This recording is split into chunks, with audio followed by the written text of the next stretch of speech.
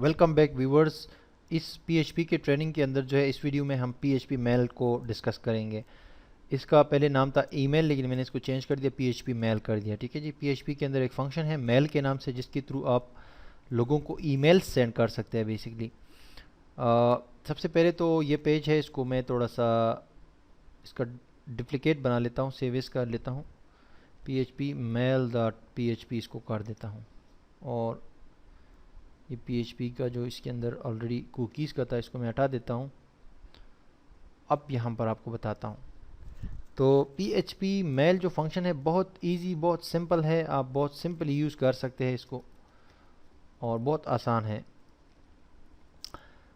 लेकिन यह है कि इसके लिए आपको सबसे पहले दो चीज़ मैं बताऊं कि ये लोकल होस्ट पे काम नहीं करता। वैसे तो काम कर लेगा, लेकिन ये कि लोकल होस्ट पे मतलब है कि ईमेल सेंड नहीं करता, क्योंकि इसके लिए एक मेल सर्वर की ज़रूरत होती है, जो आपकी ऑनलाइन सर्वर के अंदर, वेब जो ऑनलाइन सर्वर होता है आपका, उसमें ये मौजूद होती। मेल सर्वर का फंक्शन का की जो फैसिलिटी होती है या जो सेटिंग होती है वो वहाँ पर मौजूद होती है, तो वहाँ से डायरेक्टली आपका ईमेल सेंड हो जाता है। लेकिन ये कि लोकल होस्ट से नहीं हो पाएगा। ठीक है, लेकिन ये कि हम टेस्ट कर सकते हैं, इसका कोई इशू नहीं है।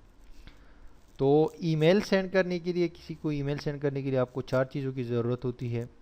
ये ज़रूरी है, उसके अलावा आप और भी पांचवा भी जो है पैरामीटर उसमें ऐड कर सकते हैं, लेकिन चार बड़ी ज़रूरी चीज़ें हैं।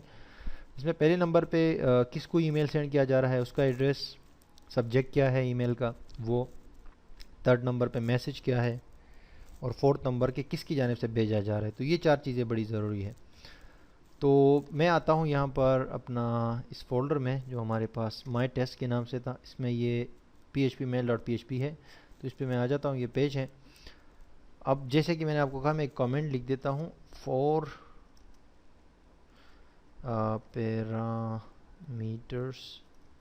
और important to send on email in PHP। ठीक है जी।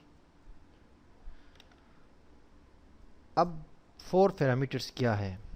नंबर वन, वेरिएबल्स में हम इनको सेव करते हैं, लोकल वेरिएबल्स बनाते हैं, टू का वेरिएबल बनाते हैं, और इसमें किसको सेंड कर रहे हैं हम, सिंपली हम एक ईमेल एड्रेस जिसको हमने सेंड कर रहे हैं, हमने सेंड करना है, उसका ईमेल एड्रेस यहाँ पर मैंने सेव कर दिया लोकल वेरिएबल में।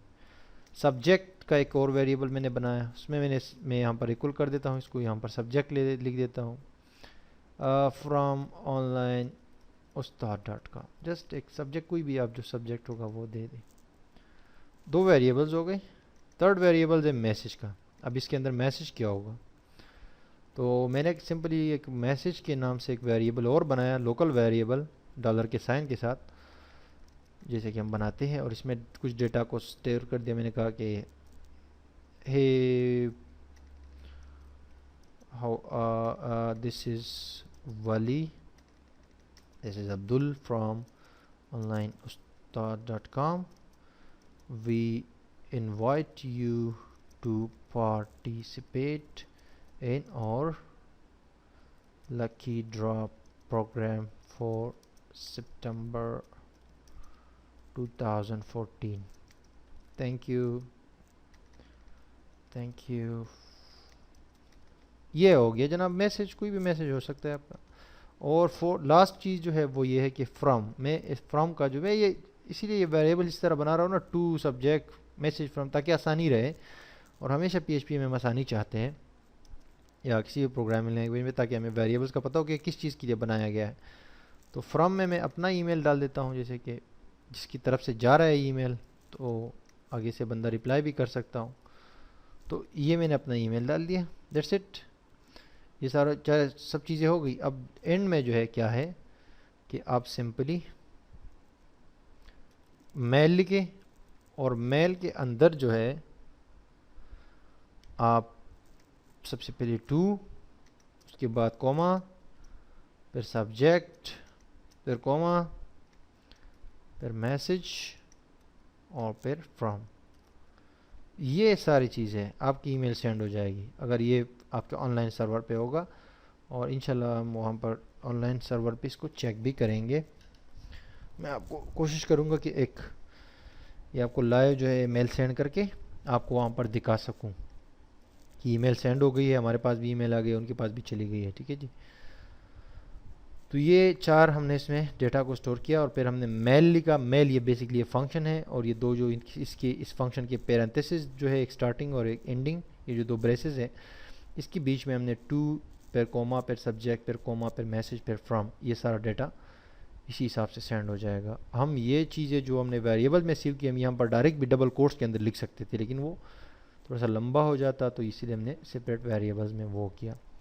अब अगर यहाँ पर हम एको कर देते हैं और लिख देते हैं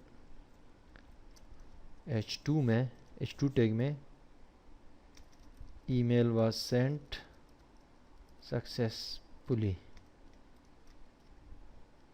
to, control S to save. अब आके इस पेज को आप रिफ्रेश करिए, थोड़ा सा टाइम ले लेगा और फिर आपको बता देगा कि क्या हुआ। थोड़ा सा टाइम लेगा, ये देखो टाइम ले लिया और उसने ईमेल वाज सेंट सक्सेसफुली, तो ईमेल सेंड हो जाएगा अगर ये आपका उस पे होगा, ऑनलाइन वेब सर्वर पे होगा। और जो रजिस्ट्रेशन फॉर्म है ना, उसमें भी हम इस फंक्शन को यूज़ करेंगे। जो आखिर में हम प्रोजेक्ट बनाएंगे, ये जो कुछ अभी 3-4 और जो चीज़ें रह गई है ना, इसके बाद जब हम फिर MySQL करेंगे, उसके बाद MySQL को डिस्कस करेंगे, उसके बाद हम फिर प्रोजेक्ट्स जो बनाएंगे, उसमें मैं आपको दिखाता हूँ। यहाँ पर हमारे पास एक है रजिस्ट्रेशन फॉर्म, उसमें हम ये यूज़ करेंगे, ये जो ईमेल का फंक्शन है। तो जो भी कोई ईमेल बंदा कोई यूज़र इंटर करेगा ना, उसी ईमेल पे हम उनको ईमेल सेंड करेंगे कि आप हमारे पास रजिस्टर हो गए हो, और मतलब है कि thank you very much for registering with us. So ये था सिंपल सा ईमेल का फंक्शन। अब नेक्स्ट वीडियो में आते हैं और ये जो फ़िल्टर्स है, PHP के फ़िल्टर्स हैं, इसके ऊपर बात करते हैं। Stay tuned.